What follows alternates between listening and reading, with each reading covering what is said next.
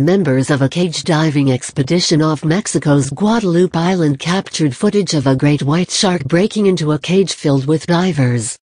Dive master Katie Yonker of Blue Water Travel said in a blog post the group was on its second day of observing sharks from 2 underwater cages last month when a female shark estimated at 13-15 feet long bit through the air hose connecting Yonker's cage to the surface. Yan noticed an immediate loss of air flowing to his regulator, so he descended a few feet down to turn on the one-way valve from the surface supply hose so that the hookah system would not lose pressure, Yonker wrote.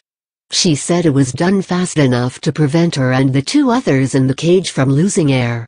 While Yan was turning on the valve, the shark swam vertically down into the balcony of the cage, made a sharp turn, and swam right through the bars of the cage.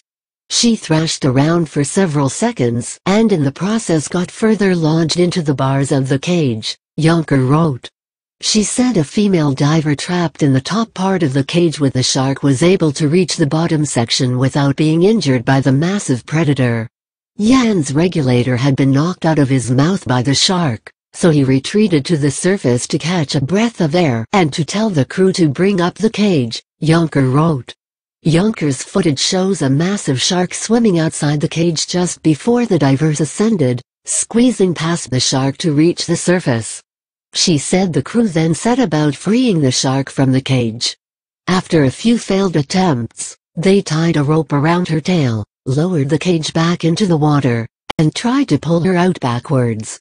Her gills were pressed against the cage bars, so Dive Master Peter went into the cage and pressed on her gills, which freed the shark and she swam away, she wrote. The incident, which was captured on video from multiple angles by the divers, didn't result in any injuries, the divers said.